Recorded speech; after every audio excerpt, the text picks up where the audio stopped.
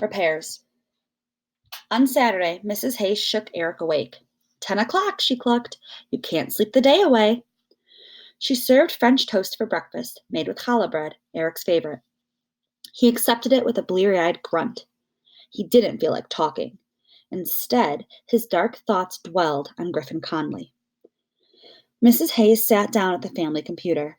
Eric watched her unhappily. Why can't I use Instant Messenger? He complained. Eric, we've been through this. Don't you trust me? I trust you, his mother replied. It's the internet I don't trust. Turn 16 and we'll talk about it. She was right about one thing.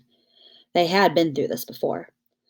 So Eric sat, stewing in silence, which reminded him, where's Rudy? He got invited to the Gianses. It's the twins' birthday. They're driving out to Hayden Planetarium, then going out for pizza afterward. He'll be gone most of the day. Eric shoveled more French toast into his mouth. I was thinking we could go to the beach, Mrs. Hayes announced, rising to pour herself another cup of coffee. Just you and me. We never get to spend time together anymore. Eric glanced out the window. The day was overcast, windy, probably no warmer than 55 degrees. The thought of spending a day at the beach with his mother left Eric unenthused. It doesn't look like beach weather to me. Oh, these are my favorite types of beach days, she said. It's empty and peaceful. We'll have the place to ourselves.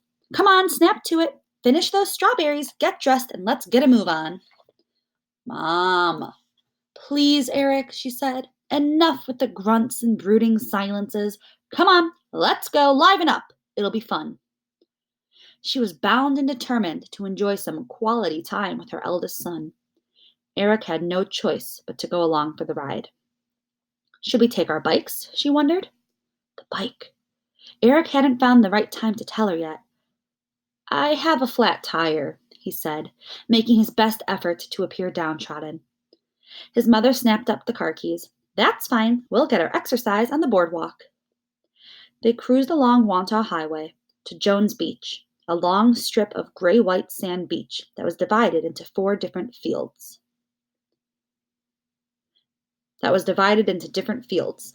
Eric's mother parked at Field 4 in one of the biggest, emptiest parking lots Eric had ever seen. There were only about 100 cars there, but the place looked otherwise deserted. Eric glanced skyward. Dark, cumulus clouds loomed overhead, laden with rain. His mother led the way, a definite bounce in her step. Growing up, this is where I often came to get away from everything, she confided to Eric. At their first glimpse of the ocean, she stopped and inhaled the salt air. They stopped at a concession stand, Eric grabbing a Coke, his mother some fries. Boy, this brings back memories, she gushed. In high school, I worked all around here during the summers, mostly at West End 2 and Field 6. You could get a job here in a couple years, Eric. They're always looking to hire kids in the summer. Does it pay well? Horrible, but it's so much fun. Those were great times. They returned to the boardwalk, turned right, and headed west. Overcast and gloomy, his mother observed, sunshine in her voice. It reminds me of Ireland. That's where your father and I honeymooned, you know. Dingle Bay, the Ring of Kerry. We even visited Yeats's grave in Sligo. I'd love to take you and Rudy there someday. Eric wondered if she brought up the honeymoon on purpose. Now there it was, floating like a carnival balloon. The thought of his father. Eric asked her about it, what had happened, why his father never got better, why he didn't care anymore. Oh, he cares, Eric. Don't ever stop believing that, she answered. He loves you and Rudy very much. But why? Eric asked, feeling it unnecessary to fill in the rest. When things got hard, he just wasn't equipped, she told her son. He had difficulties, mental issues, that were kept under control with medication, but when he went off his meds...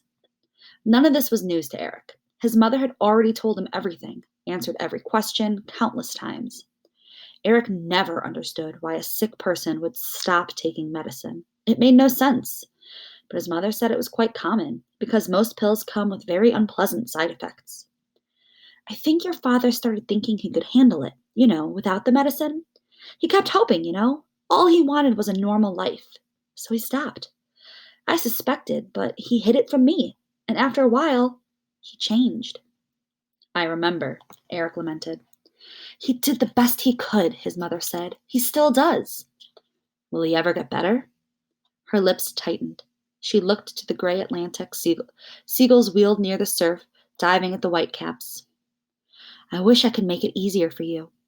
But if he took his medicine, it's not that simple, she replied. The drugs dulled him. They controlled the bad parts, but they also carved something away from his spirit. The things that made him him, you know? Eric didn't answer for a while. I don't know if I'll ever understand. I know, honey, she said, and wrapped an arm around his shoulder. But he's your father, Eric. You only get one in this life. All you can do is love him, even if it breaks your heart sometimes. I guess, he murmured. She slipped off her shoes and stepped off the boardwalk into the cool sand. Come, she said. It's been a crap year, Eric confessed. His mother held her hand flat above her eyes, shielding them from the sun. Are you going to be all right? Eric nodded. I think so, yeah. She slipped her hand around his arm. You're growing up, you know that? Every day, Eric said. Just don't be in such a hurry. Hey, I've got an idea. See that building with the big glass windows? That's the Jones Beach restaurant. I haven't eaten there in years. Let's go eat some lobster. It'll be a treat. What do you say? Lobster, Eric repeated. I'm always up for lobster.